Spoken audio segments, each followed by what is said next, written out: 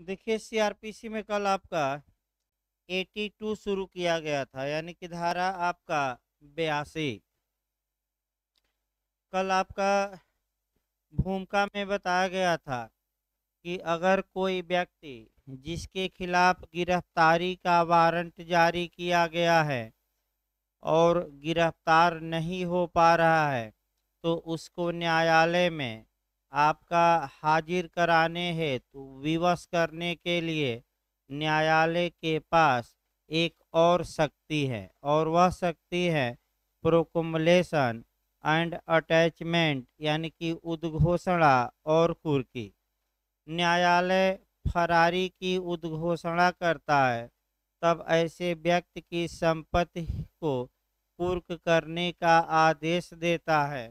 तो फरार व्यक्ति के लिए घोषणा आपका 82 में है, और ऐसे व्यक्ति की संपत्ति की कुर्की का प्रावधान 83 में। यानी कि आपका उद्घोषणा 82 में और आपका कुर्की का प्रावधान 83 में। तो हमें सीआरपीसी की धारा वहीं एक दिन बताया भी गया था थोड़ा बहुत।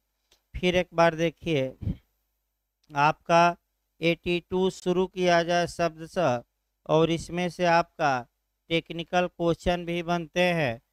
देखिए भाई, बेरक शुरू करना था भाई, भूमिका आपकी हो गई थी। आइए पहला खंड देखा जाए, और एक एक शब्दों पर ध्यान भी दीजिए, क्योंकि एक एक शब्दों से अलग अलग भी क्वेश्चन आपका बनता है। देखिए बेरक की भाषा, यदि किसी न्यायालय को, यानी कि पहला ये हुआ कि 82 के तहत जो भी उद्घोषणा या घोषणा की जाएगी वह न्यायालय द्वारा की जाएगी, किसी अन्य प्राधिकारी द्वारा नहीं।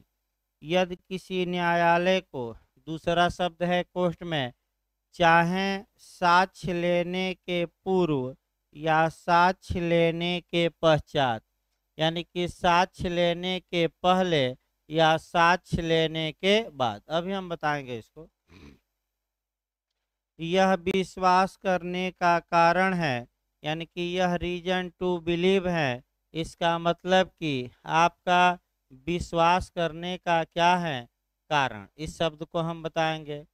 क्या विश्वास करने का कारण है कि कोई व्यक्ति जिसके विरुद्ध उसने वारंट जारी किया है, यानी कि कोई व्यक्ति, ये ज़्यादा क्वेश्चन इस समय बन रहा है, कोई व्यक्ति जिसके विरुद्ध न्यायालय ने गिरफ्तारी का वारंट क्या किया था, इशू किया था, यानी कि जारी किया था। यानी कि कोई व्यक्ति है जिसके विरुद्ध न्यायालय ने गिरफ्तारी का वारंट जारी कर रखा है, जारी किया है, फरार हो गया है या अपने को छिपा रहा है। यानी कि ऐसा व्यक्ति क्या कर रहा है, या तो ऐसा व्यक्ति फरार हो गया हो या अपने को क्या हो रहा हो, छिपा रहा हो। और ऐसे व्यक्ति के फरार होने के कारण या अपने को छिपाने के कारण वारंट का निष्पादन नहीं हो पा रहा है, अर्थात ऐसा व्यक्ति वारंट जारी करने के बावजूद भी गिरफ्तार नहीं हो पा रहा है। यानी कि वारंट का क्या नहीं हो पा रहा है, निष्पादन। ये दिखाना। अब देखिए आपका कैसे टेक्निकल क्वेश्चन इस पर भी बना है। निष्पादन नहीं किया जा सकता तो ऐसा न्यायालय उससे यह अपेक्षा करने वाली लिखित उद्घोषणा प्रकाशित कर सकता है। यानी कि अपेक्षा या आशा करने वाली कैसी उद्घोषणा की जाएगी, लिखित उद्घोषणा की जाएगी। इस उद्घोषणा का क्या किया जाएगा, प्रकाशन, यानी कि आपका प्रकाशन किया जाएगा। कैसे प्रकाशन होगा ये आगे बताया जाएगा। प्रकाशित कर सकता है कि वह व्यक्ति विनिर्दिष्ट, विनिर्दिष्ट मतलब कि जो घोषणा में स्पेशली रूप से दिया गया है, विनिर्दिष्ट स्थान में और विनिर्दिष्ट समय पर आपका हाजिर हो, और ऐसा जो समय होगा वह उद्घोषणा के प्रकाशन की तारीख से स्पष्ट लिखा गया है, कम से कम 30 दिन के बाद का होगा। यानी कि लिखित उद्घोषणा आपका प्रकाशित करेगा न्यायालय, और ये कहेगा कि जो उद्घोषणा में आपका समय दिया गया है और जो उद्घोषणा में स्पष्ट रूप से क्या दिया गया है, स्थान, उस समय पर और उस स्थान पर तुम क्या हो जाओ, हाजिर हो जाओ। और लेकिन जो ये समय दिया जाएगा, यह उद्घोषणा के प्रकाशन के कितने दिन बाद का ही होगा, 30 दिन बाद का।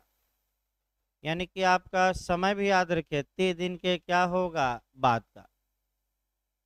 अब इसी में आपका एक एक पॉइंट को समझना है और इसका कोरिलेशन भी करते रहना है।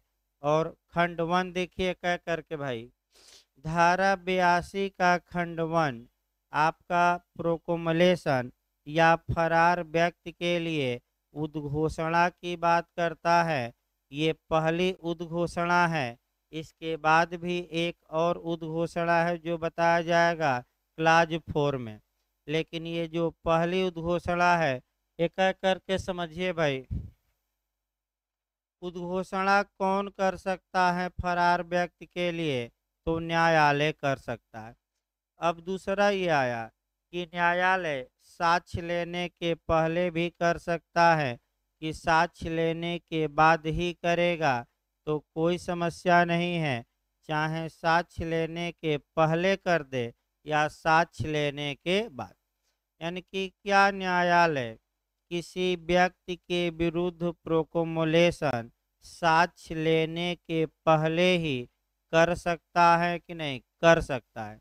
तो अगर प्री में आ जाए नया क्वेश्चन कि साक्ष्य लेने के पहले कर सकता है, साक्ष्य लेने के बाद भी कर सकता है, दोनों, और इनमें से कोई नहीं, तो दोनों मारकर आइए। अगला देखिए नियम, न्यायालय को चाहे साक्ष्य लेने के पहले या साक्ष्य लेने के बाद यह विश्वास करने का कारण है, यानी कि रीजन टू बिलीव है। अब विश्वास करने का कारण का मतलब क्या हुआ, तो विश्वास करने का कारण सीआरपीसी में कहीं भी परिभाषित नहीं किया गया है, लेकिन आईपीसी की धारा 26 में जरूर परिभाषित है।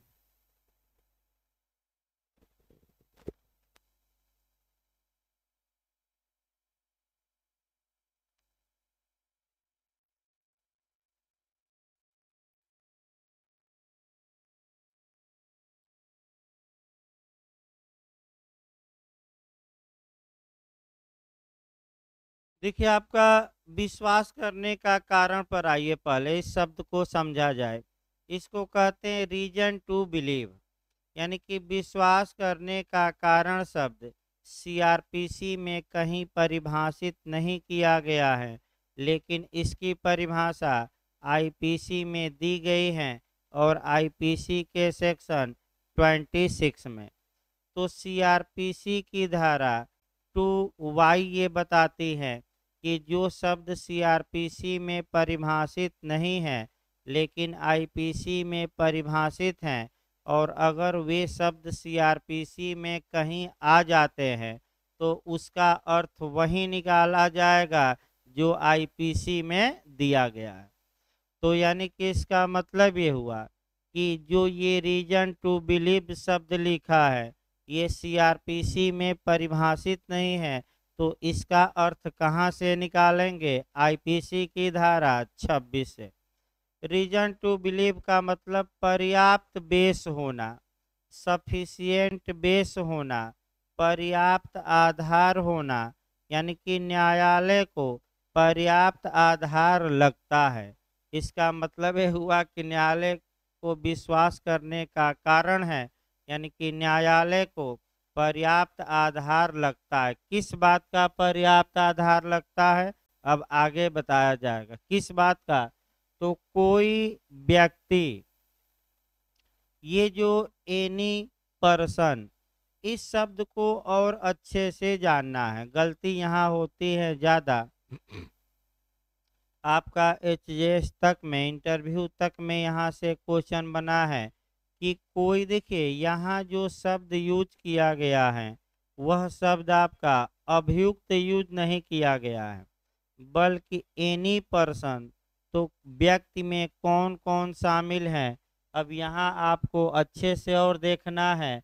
व्यक्ति में अभियुक्त भी शामिल हैं, व्यक्ति में साक्षी या विटनेस या गवाह भी शामिल हैं, और व्यक्ति में प्रतिभू यानी कि जो जमानतदार कहा जाता है आसान भाषा में, प्रतिभू या श्योरिटी या जमानतदार भी शामिल हैं। इसका मतलब ये हुआ कि जो क्वेश्चन प्री का यहाँ से उठा है कि सीआरपीसी की धारा 82(1) के तहत किसके विरुद्ध प्रोक्लेमेशन जारी किया जा सकता है, उसमें दिया था अभियुक्त, साक्षी या विटनेस, श्योरिटी या प्रतिभू, उपर्युक्त सभी। तो आप मारेंगे उपर्युक्त सभी। क्यों उपर्युक्त सभी मारेंगे? क्योंकि व्यक्ति में ये सभी शामिल हैं, लेकिन यही अगर शब्द क्या दिया रहता अभियुक्त, तो तब आपका सभी नहीं होता। ये क्वेश्चन पकड़ लीजिए, तीनों पर एक एक मैं उदाहरण बता रहा हूँ। एक अभियुक्त था, अपराध किया, गिरफ्तारी का वारंट जारी हुआ और गिरफ्तार नहीं हो पा रहा है, तब उस अभियुक्त के खिलाफ न्यायालय 82 के क्लाज 1 के तहत प्रोक्लेमेशन जारी कर सकता है। दूसरा ये अभियुक्त हुआ। दूसरा गवाह पर उदाहरण, एक गवाह था, न्यायालय ने गवाही देने के लिए समन जारी किया, समन पर भी गवाह गवाही देने नहीं आया, तो गिरफ्तारी का वारंट जारी किया गया, फिर गवाह फरार हो गया, तो न्यायालय के पास क्या उपाय है? तो उद्घोषणा और कुर्की। यानी कि अब न्यायालय ऐसे गवाह के विरुद्ध धारा 82(1) के तहत क्या जारी कर सकता है? प्रोक्लेमेशन। और आइए गारंटर या जमानतदार या प्रतिभू का लास्ट उदाहरण देखा जाए। एक जमानतदार था, न्यायालय ने उसे बुलाया, मान लीजिए पहले समन जारी किया, समन पर नहीं आया तो BW यानी कि जमानती वारंट जारी किया, जमानती वारंट पर भी नहीं आया तो कैसा वारंट? गैर जमानती, फिर भी भाग गया है, तो क्या उपाय है कोर्ट के पास? 82 और 82(1) के तहत उस गवाह के विरुद्ध क्या करे? प्रोक्लेमेशन। तो सतर्क रहिएगा। यहाँ कोई व्यक्ति का मतलब क्या हुआ कि अभियुक्त से भी है, विटनेस या साक्षी या गवाह से भी, और जो जमानतदार होते हैं, यानी कि तीनों के विरुद्ध 82(1) का यूज किया जा सकता है। देखिए अब आगे, कोई व्यक्ति जिसके विरुद्ध उस न्यायालय ने गिरफ्तारी का वारंट जारी किया है, ये भी आपका जे में और एचजेएस में पूछा जा चुका है कि उद्घोषणा किस पर डिपेंड करती है, किस पर निर्भर करती है? तो उद्घोषणा गिरफ्तारी के वारंट पर निर्भर करती हैं, यानी कि उद्घोषणा के पहले क्या जारी किया जाना आवश्यक है? गिरफ्तारी का वारंट। यानी कि जब तक गिरफ्तारी का वारंट जारी न किया गया हो, तब तक उद्घोषणा की ही नहीं जा सकती। तो न्यायालय को क्या विश्वास हो गया है कि कोई व्यक्ति है जिसके विरुद्ध उसने क्या जारी किया है? पहले गिरफ्तारी का वारंट। तो बताइए सही क्रम क्या है? तो पहला क्रम है गिरफ्तारी का वारंट, दूसरा क्रम है उद्घोषणा, और तीसरा लास्ट में क्रम है कुर्की। तो उद्घोषणा किस पर डिपेंड करती है, किस पर निर्भर करती है? गिरफ्तारी के वारंट। ये क्वेश्चन भी आ चुका है। आगे देखिए, वारंट जारी किया है जिसके विरुद्ध, वह व्यक्ति क्या हो गया है? या तो फरार हो गया है, या अपने को क्या कर रहा है? छुपा रहा है। यानी कि न्यायालय ने, यानी कि इसका मतलब ये हुआ कि यहाँ से भी एच जे और जे में बहुत अच्छा क्वेश्चन बना है कि आपका अच्छे से देखिए फिर एक बार कि वह जो व्यक्ति है वह या तो फरार हो गया है या क्या कर रहा अपने को क्या किया है, छुपा लिया है। और इस कारण क्या नहीं हो पा रहा है, तो गिरफ्तारी के वारंट का निष्पादन। निष्पादन का मतलब ये हुआ कि वारंटी गिरफ्तार नहीं हो पा रहा है। तो जो जे और जेस में अच्छा क्वेश्चन, बहुत अच्छा क्वेश्चन यहाँ से बना है कि आप केवल ये दिखाएंगे कि भाई ऐसा व्यक्ति जिसके विरुद्ध न्यायालय ने गिरफ्तारी का वारंट जारी किया है, वह व्यक्ति फरार माने वह व्यक्ति भाग गया है, फरार हो गया है या अपने को कहीं छिपा लिया है। इतने से उद्घोषणा नहीं, आपका जेस का क्वेश्चन है। इसके आगे एक और बात भी बतानी पड़ेगी और वह बात ये बतानी पड़ेगी कि इसके फरार होने के कारण या अपने को छुपाने के कारण क्या नहीं हो पाया है, तो वारंट का निष्पादन नहीं हो पाया है। फिर एक बार समझिए, बहुत टेक्निकल क्वेश्चन यहाँ बना है। आपका उद्घोषणा किस उद्देश्य के लिए जारी होगी, क्यों जारी होगी, कब जारी होगी। तो केवल फरार हो गया वह व्यक्ति या छुपा लिया, इस आधार पर नहीं, आप ये भी आधार देखना पड़ेगा कि उसके फरार हो जाने के कारण या अपने को छुपाने के कारण वारंट का निष्पादन नहीं हो पा रहा है, यानी कि वह व्यक्ति गिरफ्तार नहीं हो पा रहा। तो न्यायालय क्या करे, तो न्यायालय ऐसे व्यक्ति से अपेक्षा करते हुए मतलब आशा करते हुए, अपेक्षा मतलब क्या, एक लिखित उद्घोषणा क्या कर सकता है, प्रकाशित। अब आइए उद्घोषणा बताइए मौखिक होती है कि लिखित की, दोनों। लिखित उद्घोषणा आपका प्रकाशित होगी कि नहीं, तो कैसे प्रकाशित होगी, ये खंड 2 अभी हम बताएंगे। यानी कि उद्घोषणा लिखित में की जाएगी, वह उस उद्घोषणा का प्रकाशन होगा और उद्घोषणा में ही एक समय दिया रहेगा और स्थान दिया रहेगा और आशा की जाएगी उस व्यक्ति से कि उद्घोषणा में दिए गए टाइम और प्लेस पर तुम क्या हो जाओ, हाजिर। लेकिन जो समय दिया रहेगा हाजिर होने के लिए, वह उद्घोषणा के प्रकाशन की डेट से कितने दिनों के बाद का होना चाहिए, 3 दिन। आपका कई वीडियो हम भी देखते रहते हैं, कई जगह यहाँ इतना लोग गलत पढ़ा देते हैं। जब स्पष्ट बेयर एक्ट लिखा है कि वह समय 30 दिन के बाद का ही होगा, तो कई लोग आपका वीडियो देखिएगा 30 दिन के अंदर बताते हैं। भाई अंदर कहाँ लिखा है बताइए बेयर एक्ट में। बेयर एक्ट तो यही कहता है कि प्रकाशन की तिथि से कम कितने दिन बाद का, 30 दिन। 30 दिन के अंदर नहीं, 30 दिन के बाद का एक समय दिया जाएगा कि तुम इस समय पर और इस स्थान पर क्या हो जाओ, हाजिर।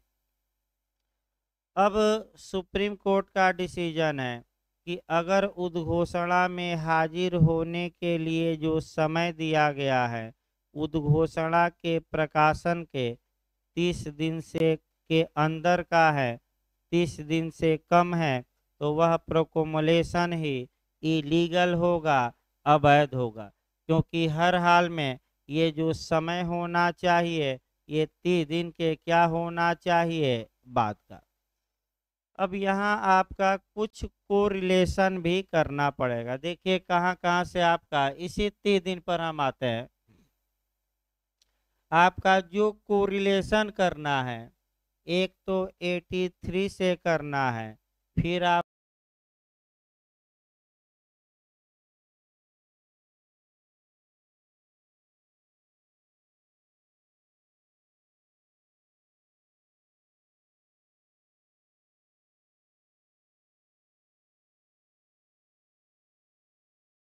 लेकिन आईपीसी की एक धारा मेंस में लिखनी ही होगी वह कौन सी धारा आईपीसी की? 174A। अब कंसेप्ट बनाइए 30 दिन वाला भाई। आपका कई लोग कंफ्यूज रहते हैं। पहले एक उदाहरण बनाया जाए 30 दिन जिसमें हो। मान लीजिए कि 1 जनवरी को उद्घोषणा का प्रकाशन होता है, 1 जनवरी 2022। तो जो समय दिया जाएगा हाजिर होने के लिए वह 1 जनवरी के 30 दिन बाद का होगा। तो मान के चलिए कि 31 जनवरी 2022 को कहा गया कि इस तारीख तक तुम क्या करो, इस स्थान पर माने कि इस न्यायालय में तुम क्या करो, एपियर हो जाओ, उपस्थित हो जाओ, हाजिर हो जाओ। तो ये जो समय है बिल्कुल सही है, क्योंकि जो हाजिर होने का समय हमने उदाहरण में दिया वह उद्घोषणा के प्रकाशन के कितने दिन बाद का ही है? 3 दिन। अब न्यायालय 60 दिन दे, 90 दिन दे, 4 साल, 2 महीना दे, उससे हमें मतलब नहीं है। लेकिन वह समय 30 दिन के क्या होना चाहिए? बात 30 दिन या कम नहीं होना चाहिए। अब ये हो सकता है कि दे देता 20 फरवरी तक हाजिर हो, कोई दिक्कत नहीं है। अब आगे चलिए। अगला नियम ये देखना है, पहला इसी पर उठा जाए। अगर ऐसा व्यक्ति उद्घोषणा में दिए गए समय के अंदर, यानी कि इस उदाहरण में किस समय के अंदर, 31 जनवरी 2022 के अंदर कोर्ट में न तो हाजिर होता है और न ही लाया जाता है। हाजिर होता मतलब कि स्वेच्छा से आ गया, और लाया जाता है मतलब किसने पकड़ कर ला दिया? पुलिस ने। तो अगर उद्घोषणा में दिए गए समय के अंदर ऐसा व्यक्ति कोर्ट में हाजिर नहीं होता तो वह एक नया अपराध कर बैठता है, और वह अपराध जो नया होगा आईपीसी की धारा 174A का होगा। और ऐसा व्यक्ति अब चाहे गवाह हो और चाहे जमानतदार हो और चाहे अभियुक्त हो, ये एक नया अपराध कर बैठे किस धारा का? आईपीसी की 174A का। और ये दंड के क्या होंगे? अलग से भागी। भाई वो जो अपराध के लिए मुकदमा चल रहा है उसके लिए नहीं, ये अलग दंड है। और अगर आपका 82 के तहत उद्घोषणा की गई है तो जो सजा है 3 वर्ष तक का कारावास या जुर्माना या दोनों। भाई फिर एक बार इसको समझिए, थोड़ा कठिन है इसीलिए भाई थोड़ा स्लो भी चल रहा है ये प्रावधान।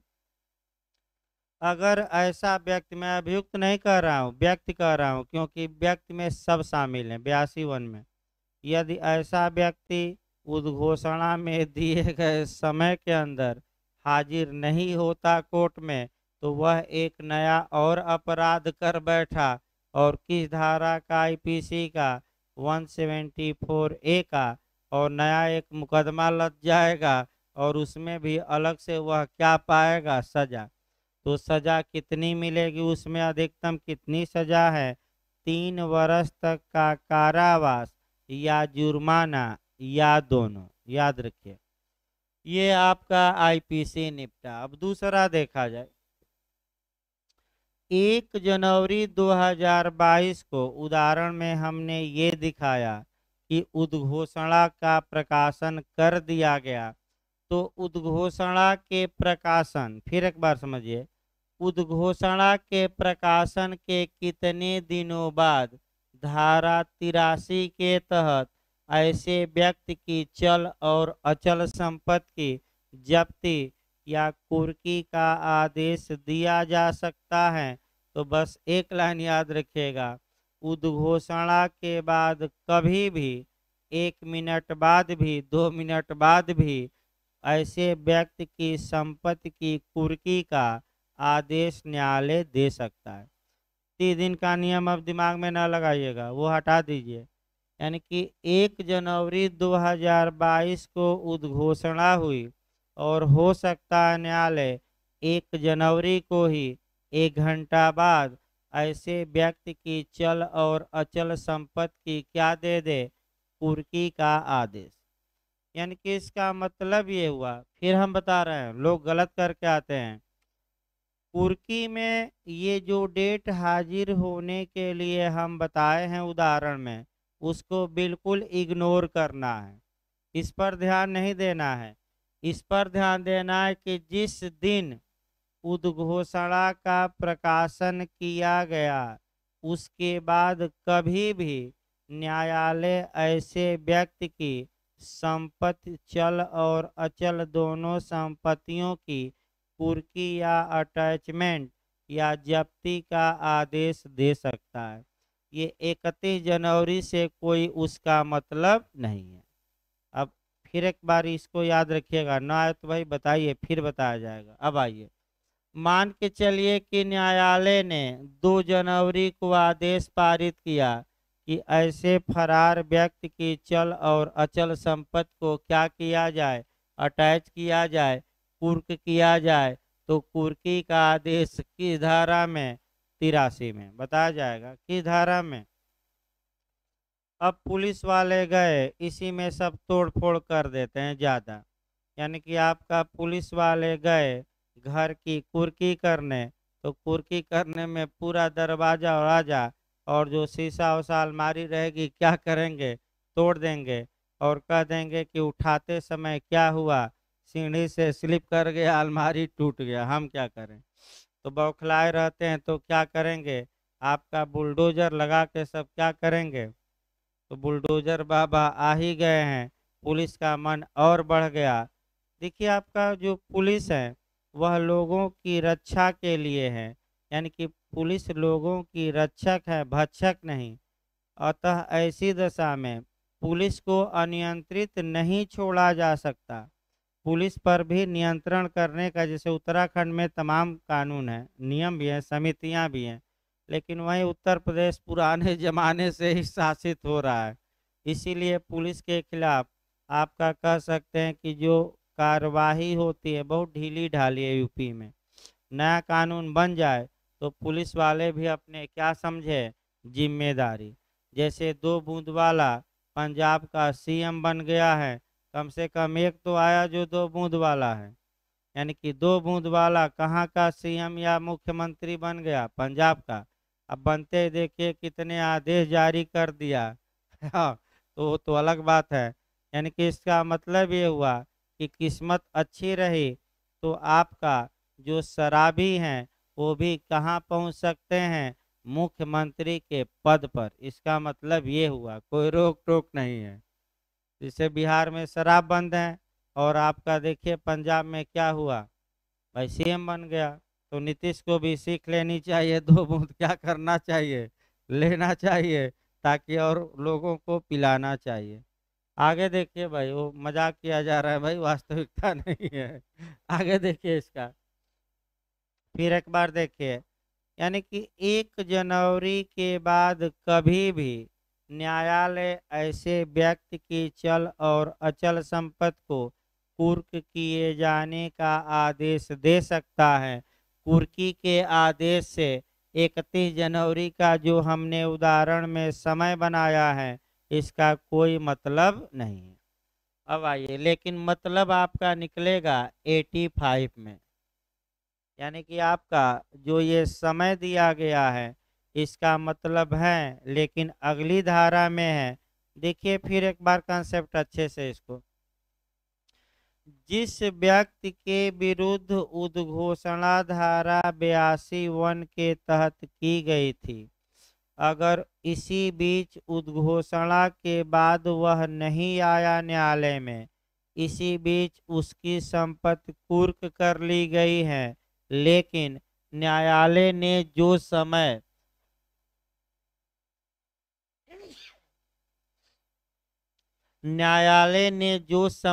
निर्धारित किया था हाजिर होने के लिए, उस समय के अंदर वह कोर्ट में आ गया और इसी बीच उसकी संपत्ति धारा 83 के तहत क्या कर ली गई थी, कुर्क।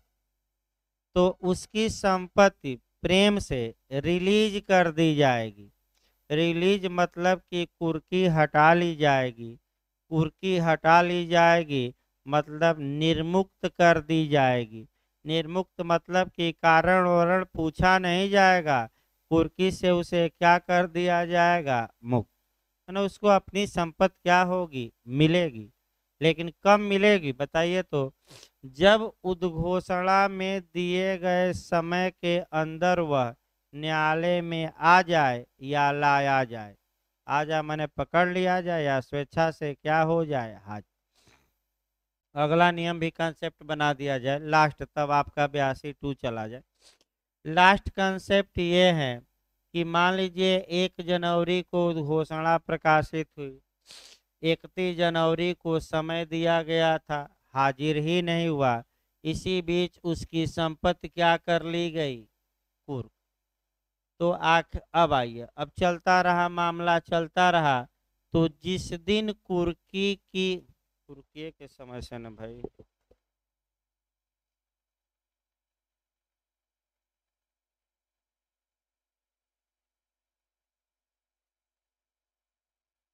कुर्की की तारीख से सही है।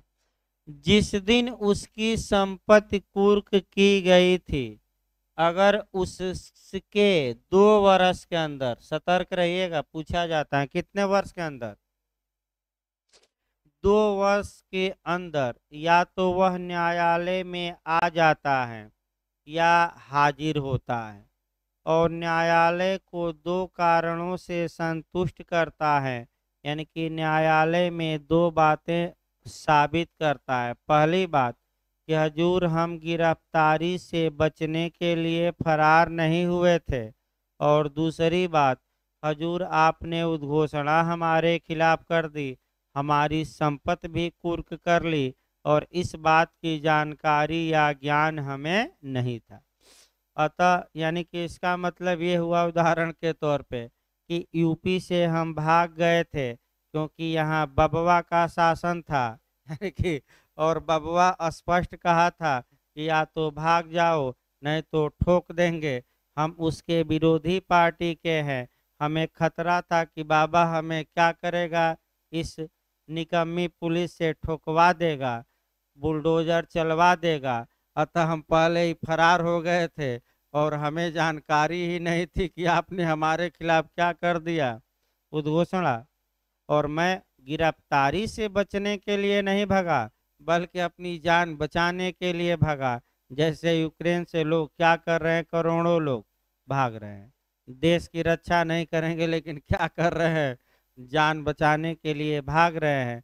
और बिजनेस जो दे रहा था, कि जो पैसे वाली पार्टी थी, वो युद्ध के पहले ही भाग गई थी 20 विमान से, और आम नागरिक अपना युद्ध लड़े और देश को क्या करें, बचाए। लड़ भी रहे हैं भाई।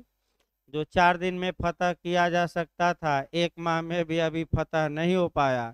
काउंटर कर रही है यूक्रेन की सेना, रूस की सेना कब्जा कर रही है, तो फिर यूक्रेन की सेना मारकर रूस की सेना को फिर बेकब्जा कर दे रही है। और इतना दिन हो गया कीव पर रात तक कब्जा नहीं कर पाई, क्योंकि यूक्रेन भी कम नहीं है, पूरी तैयारी के साथ बैठा है। बस एक कमी है कि फाइटर प्लेन नहीं है। फाइटर प्लेन रहता तो और लंबे समय तक क्या करता वो, यानी कि जैसे कि तालिबान बिना विमान के ही जीत लिया पूरा अफगानिस्तान, वैसे ही यूक्रेन भी लड़ रहा है कि एक भी विमान नहीं है, लेकिन फिर भी रूस से क्या कर रहा है, और रूस के तमाम सैनिक मारे जा रहे हैं, क्योंकि भाई बारूदी सुरंग बिछाया है, बैठे रह रहे, आइए तो ठोक देंगे। जैसे बाबा कहा कि यूपी में आइए तो क्या करेंगे, ठोक देंगे। तो आगे देखिए, अब 2 साल के अंदर किस तारीख से सतर्क रहना, उद्घोषणा की तारीख से नहीं, किस तारीख से, कुर्की की तारीख से। आकर कितने कारण बताए कोर्ट में, वह व्यक्ति दो। अगर ऐसा व्यक्ति कुर्की की तारीख से 2 वर्ष के बाद न्यायालय में हाजिर होता है या लाया जाता है, तो क्या उसकी संपत्ति वापस होगी कि नहीं, अब कोई उपाय नहीं है। अब राज्य सरकार अपने अंडर में लेगी और बेच उच के पैसा ले लेगी, कोई वापसी नहीं। कुर्की की तारीख से कितने दिन बाद आएंगे तो कोई वापसी नहीं होगी, 2 वर्ष के बाद। तो फिर एक बार देखिए भाई, आपका रिलीज किया जाएगा अगर उद्घोषणा में दिए गए समय के क्या आ गए, अंदर। फिर कुर्की की तारीख से 2 साल के अंदर आ गए, 2 कारण बता दिए, तो आपको संपत्ति वापस की जाएगी। और इसी बीच अगर सरकार ने बेच दिया है तो संपत्ति वापस नहीं, क्या होगा, धन। वो भी कुर्की उर्की का खर्चा सरकार काट लेगी, जितना लगा है खर्चा, और उसके बाद आपको पैसा क्या करेगी, वापस। जैसे एडीजे साहब हैं, अभी सुल्तानपुर का ही मामला है ना, एडीजे साहब हैं सुल्तानपुर के, जेसीबी मशीन के सामने ही, यानी कि बुलडोजर के सामने ही लेट गए कि वी वांट जस्टिस, यानी कि सरकार और डीएम हमारे प्रति क्या कर रही है, अन्याय। और लेट गए, बुलडोजर चलने ही नहीं दे रहे हैं। अभी दे तो रहा है सोशल मीडिया पर कि बस्ती में अपर जिला जज हैं और जाकर क्या किए हैं, बुलडोजर के सामने लेट गए। अब पुलिस वाले मनवल कर रहे हैं, आपका ज़्यादा ज़बरदस्ती करेंगे तो हाई कोर्ट भी रगड़ देगा, इसीलिए प्रेम से मना रहे हैं कि मान जाइए मान जाइए, क्योंकि भाई बुलडोजर तो चला नहीं सकते। आपका प्रेम से मनाइए, या दो पुलिस वाले जाएंगे, हाथ लगाएंगे, उठाकर प्रेम से लाएंगे, लेकिन भाई जाति तो करेंगे नहीं, क्योंकि सोशल मीडिया और मीडिया वाले भी वहाँ आप क्या हुए होंगे, पहुँच गए होंगे, तो अलग बात है। इस प्रकार आपका मैंने पूरा जो कंसेप्ट था, कहीं से भी कंसेप्ट अगर डिगा हो तो बताइए, क्योंकि 82 वन ही काफ़ी महत्वपूर्ण थी। भले आधा घंटा लग गया हो पढ़ाने में, लेकिन अब किसी भी एंगल से क्वेश्चन आएगा तो गलत नहीं होगा, चाहे इंटरव्यू में, प्री में, मेंस में। मैंने ये दावा है, इसीलिए आपका अब 82 का खंड 2 देखा जाए भाई, अब आसान आसान है। 82 का खंड 2, अब आइए खंड 1 पर गौर करिए। खंड 1 ये कहता था कि उद्घोषणा की जाएगी, उद्घोषणा लिखित में की जाएगी, और उद्घोषणा का प्रकाशन होगा। तो प्रकाशन कैसे होगा, आम जनता कैसे जानेगी, ऐसा उद्घोषित व्यक्ति कैसे जानेगा, तो मुनादी करवाई जाएगी। मुनादी कैसे होगी, गांव में मुनादी कहा जाता है, जानते हैं ना मुनादी आप, ना जानती हो तो भाई आपका सोशल मीडिया पर एक तहसीलदार साहब की मुनादी चल रही है, आपका तमाम मैंने वीडियो लोग भेजते रहते हैं।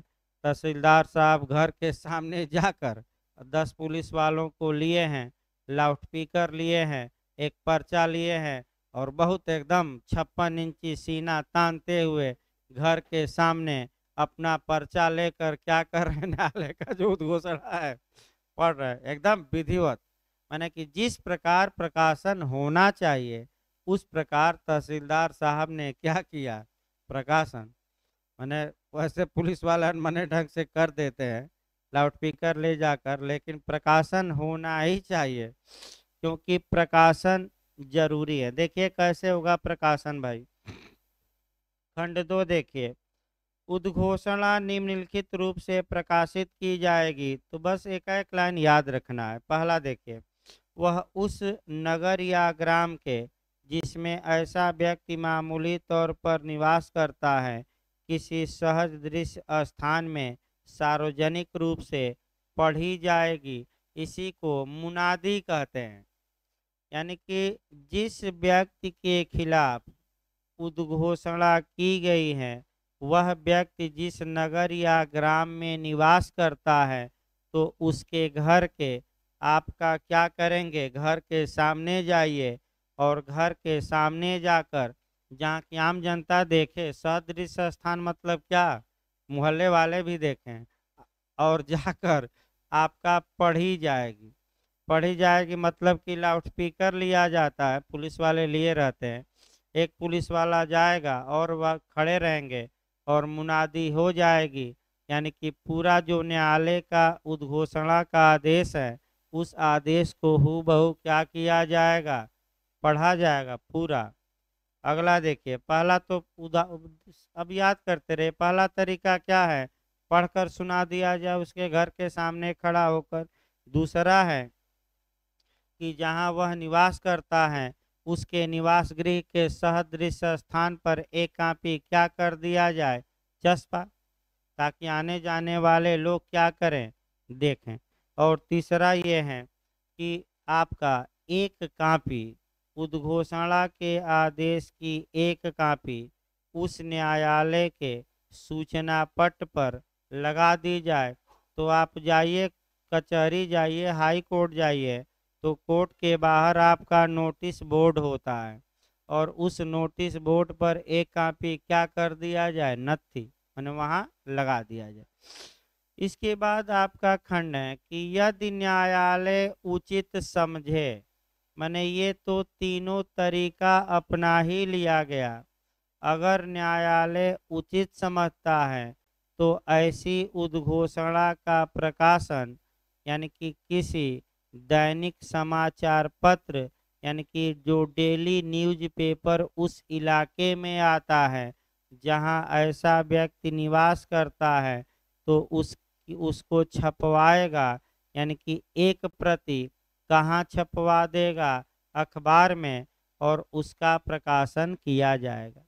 इसका मतलब ये हुआ कि न्यायालय अखबार को भेजेगा कि ये प्रति क्या की जाए, उद्घोषणा की छापी जाए। किस अखबार में, जो एक हफ्ता में निकलता हो कि डेली निकलता हो, और उस इलाके में निकलता हो कि बाहरी, उसी इलाके पेपर में भी छपवाया जा सकता है।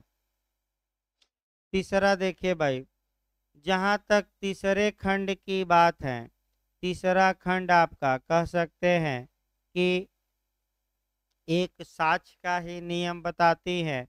यानी कि साक्ष्य का नियम का मतलब ये हुआ कि कब ये मान लिया जाएगा, कि कब ये माना जाएगा कि उद्घोषणा में दी गई शर्तें यानी कि उद्घोषणा की अपेक्षाएं पूरी हो गई।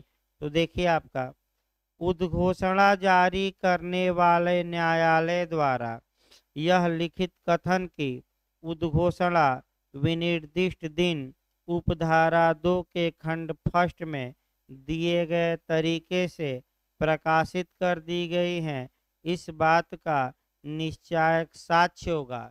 निश्चायक साक्ष्य मतलब कंक्लूसिव प्रूफ होगा। कंक्लूसिव प्रूफ का मतलब अकाट्य तर्क होगा या निर्विवाद, कोई विवाद नहीं किया जा सकता, निर्विवाद या अकाट्य या निश्चायक साक्ष्य होगा कि इस धारा की अपेक्षाओं का अनुपालन कर दिया गया है और उद्घोषणा उस दिन प्रकाशित कर दी गई थी। ध्यान से अब समझिए, खंड 3 साक्ष्य की बात करता है कि जिस न्यायालय ने उद्घोषणा जारी की थी, अगर वह न्यायालय ये लिखित कथन कर दे कि उद्घोषणा आपका विनिर्दिष्ट दिन उचित रूप से प्रकाशित कर दी गई है, तो यह न्यायालय द्वारा जो लिख दिया गया यह इस बात का कंक्लूसिव प्रूफ होगा। कंक्लूसिव प्रूफ का मतलब ये हुआ, अब देखिए इसको 2 मिनट बताते हैं अलग से भाई। निश्चायक जो साक्ष्य होता है या अकाट्य तर्क होता है, निर्विवाद प्रमाण होता है, ये आपका ये एविडेंस की धारा 4 में परिभाषित है। यानी कि एविडेंस की धारा 4 में इसका मतलब ये हुआ कि जब एक बार न्यायालय किसी चीज को मान ले तो उस चीज को अब काटा नहीं जा सकता। यानी कि इसको कहते हैं निर्विवाद, यानी कि अब इस पर कोई विवाद नहीं है। तो न्यायालय क्या कर दे तो उद्घोषणा पर कोई विवाद नहीं रहेगा। लिखित में ये अभिकथन करे कि उद्घोषणा खंड 2 के तहत क्या कर दी गई है, प्रकाशित, तो यह इस बात का काट्य तर्क होगा कि जो ये उद्घोषणा प्रकाशन की अपेक्षाएं थी उसको पूरा कर दिया गया है और उस तारीख को उद्घोषणा का क्या हो गया है, प्रकाशन। अब कोई व्यक्ति इसको गलत साबित कर सकता है कि नहीं, नहीं। निश्चायक साक्ष्य का मतलब ये हुआ कि अकाट्य तर्क है, इसको काटा तो नहीं जा सकता। आपका पिछली बार जे में आया था कि अकाट्य तर्क एविडेंस की धारा 3 धाराओं में दिया गया है, आपका 41, 112 और 113। यही क्वेश्चन पिछली बार जे में भी आया। कि निश्चायक सबूत साक्ष्य अधिनियम की किन धाराओं में, तो 3 धाराओं में, 41, 112 और 113। ये आपका कंक्लूसिव प्रूफ है, अकाट्य तर्क है। आगे देखिए खंड 4 देखिए। खंड 4 को पढ़ने से पहले आपका फिर एक बार भूमिका देखिए। पहले खंड 1 पर देखिए, खंड 4 और 5 मूल सीआरपीसी में नहीं था, इसे 2005 में बाद में जोड़ा गया और यह 2006 से लागू किया गया। अब ध्यान से पहले 82 पर कवर करिए भाई, 3-4 बातें तो बताइए। 82 के तहत जो उद्घोषणा की गई थी वह पहली बार की गई थी कि दूसरी बार? पहली बार, यानी कि एक चौथी उद्घोषणा है, प्रथम बार। 82 के तहत जो उद्घोषणा की गई थी वह आपका किसके विरुद्ध की गई थी? व्यक्ति के कि अभियुक्त के? तो किसके विरुद्ध की गई थी? व्यक्ति के। और अगर 82 के तहत की गई उद्घोषणा में दिए गए समय के अंदर वह व्यक्ति हाजिर नहीं होता था तो वह आईपीसी की धारा में दंडित होता था? 174 ए। और सजा कितनी थी? 3 वर्ष तक का कारावास या जुर्माना या दोनों। ये कंसेप्ट पहले तैयार रखना है। जहां तक 82(4) की बात है, 82(4) के तहत जो उद्घोषणा की जाती है वह दूसरी बार की जाती है, यानी कि चौथी बार, सेकंड बार। पहला नियम, पहली बार नहीं है, चौथी बार है। तो यह उद्घोषणा व्यक्ति के विरुद्ध नहीं, केवल और केवल अभियुक्त के विरुद्ध होगी। दूसरा नियम याद रखिए, दूसरी बार जो प्रोक्लेमेशन होगा वो सबके खिलाफ नहीं, केवल किसके खिलाफ? एक्यूज्ड या अभियुक्त, यानी कि जिस व्यक्ति ने अपराध किया है। यानी कि गवाह के लिए नियम लागू नहीं होगा और जमानतदारों के लिए भी 82(4) काम नहीं करेगी। अगला नियम देखिए, अभियुक्त के विरुद्ध भी सभी अभियुक्तों के विरुद्ध नहीं, 19 गंभीर अपराध दिए गए हैं।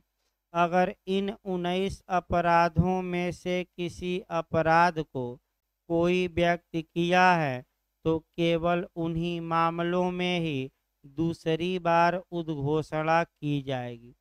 यानी कि आपका और भी दायरा सीमित हो गया, केवल अभियुक्त के विरुद्ध, वो भी सभी अभियुक्तों के विरुद्ध नहीं, केवल किन अभियुक्तों के विरुद्ध? जो 19 अपराधों में से अभी बताया जाएगा कोई न कोई क्या किया है? अपराध। सेम प्रकाशन होगा, सेम वैसे ही मुनादी होगी, सेम समय 30 दिन के बाद का दिया जाएगा कि हाजिर हो जाओ, यानी कि प्रकाशन इत्यादि पहली की तरह होगा। और जो 30 दिन के बाद का समय दिया गया है, अगर उस समय के अंदर भी कौन कोर्ट में हाजिर नहीं होता? अभियुक्त, तो अभियुक्त दंड का भागी होगा।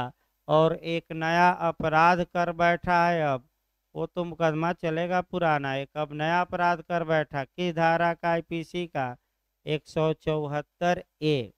और दंड की मात्रा इसमें ज्यादा है, 7 वर्ष तक का कारावास और जुर्माना। तो फिर एक बार देखिए, 82 के तहत उद्घोषणा में जो समय दिया गया था उस समय के अंदर हाजिर नहीं हुआ तो दंड 3 साल। लेकिन 82(4) वाली उद्घोषणा के अंदर हाजिर नहीं हुआ तो दंड की मात्रा बढ़ेगी, कितने साल? और ये पुराना जो अपराध चल रहा है वो चलेगा, ये नया अपराध है, इसके लिए भी क्या होगा? अब एक मुकदमा चल सकेगा भाई, ये ना कहेगा ये नया मुकदमा है। तो आइए बैरक देखा जाए, आपका मूल चीज बता दी गई। देखिए, जहां उपधारा 1 के अधीन प्रकाशित की गई उद्घोषणा आईपीसी की धारा 302, 304 इत्यादि। इत्यादि मतलब कि 19 गंभीर अपराध दिए गए हैं। आपका 19 धाराएं दी गई हैं के अधीन दंडनीय अपराध के अभियुक्त व्यक्ति के संबंध में है। इसका मतलब यह हुआ कि 82 के तहत उद्घोषणा की गई थी और इन अपराधों में की गई थी और वह अभियुक्त के विरुद्ध की गई थी पहली बार, और वह अभियुक्त उस उद्घोषणा में दिए गए समय के अंदर हाजिर नहीं हुआ। तो न्यायालय 82(4) में क्या करे, उसके खिलाफ कौन सी उद्घोषणा कर सकता है, दूसरी, और फिर समय देगा कि आ जाओ, और समय के अंदर नहीं आया अभियुक्त तो अब एक नया अपराध कर बैठा, और किस धारा का, आईपीसी की धारा 174(a) का, और दंड की मात्रा क्या होगी, बढ़ जाएगी। इस प्रकार आपका मुख्य रूप से 82 भी समाप्त हुआ। आइए 83 की कम से कम भूमिका बांध दी जाए। 83 में भी अलग से क्वेश्चन बनता है, फरार व्यक्ति की संपत्ति की कुर्की। ये जो कुर्की हो रही है ये निर्णय के बाद नहीं हो रही है, अभी निर्णय के पहले हो रही है। ये उद्घोषणा जो हो रही है अभी न्यायालय का फैसला नहीं आया, अभियुक्त अपराध करके क्या हो चुका है, फरार, तब की जा रही है। ये न कह दिया कि फैसला आ गया, अरे मुकदमे में फैसला नहीं आया। तो आइए अब देखा जाए, फरार व्यक्ति की संपत्ति की कुर्की। कुर्की मतलब जब्ती, अटैचमेंट या जब्त कर लेना। तो इसका मतलब ये हुआ कि न्यायालय चाहे तो 82 के तहत उद्घोषणा करने के बाद कभी भी ऐसे उद्घोषित व्यक्ति की संपत्ति की, चल और अचल दोनों संपत्तियों की अटैचमेंट का आदेश दे सकता है। तो सामान्य नियम क्या निकला कि कुर्की का आदेश कब दिया जाएगा, उद्घोषणा के साथ साथ की उद्घोषणा के बाद, उद्घोषणा के बाद। लेकिन दो अपवादिक दशा है, नियम ना मान लीजिएगा, ये आपका पूछा गया है। देखिए क्वेश्चन जेस में कैसे बना है कि कुर्की का आदेश दिया जा सकता है उद्घोषणा के पहले, उद्घोषणा के बाद, उद्घोषणा के साथ, इनमें से कोई नहीं। भाई सामान्य नियम यही है कि जब तक प्रोक्लेमेशन न कर दिया जाए कुर्की का आदेश नहीं दिया जा सकता। यानी कि पहले प्रोक्लेमेशन और उसके बाद किसका आदेश दिया जाए, कुर्की का, भले 2 मिनट बाद ही दिया जाए। लेकिन दो कंडीशन ऐसी हैं जहां की उद्घोषणा और कुर्की दोनों, यानी कि 82 और 83 दोनों का आदेश न्यायालय साथ साथ दे सकता है, लेकिन हमेशा नहीं। कितनी कंडीशन में, तो पूछा जाता है समाज में भी कि क्या न्यायालय 82 और 83 का यूज साथ साथ कर सकता है कि नहीं, सामान्यतः नहीं। आप ये बताएंगे कि जनरली नहीं किया जा सकता, लेकिन लेकिन लगाकर बताना पड़ेगा कि अगर दो कंडीशन में से कोई कंडीशन विद्यमान है तो 82 और 83 के तहत जो आदेश दिए जाएंगे, यानी कि 82 में उद्घोषणा और 83 में क्या, कुर्की, वो साथ साथ दिए जा सकते हैं। तो कल बताया जाएगा। और क्योंकि भाई समय भी आज लेट भी हो गया था 10 मिनट, तो आपका कल इसको 83, 84, 85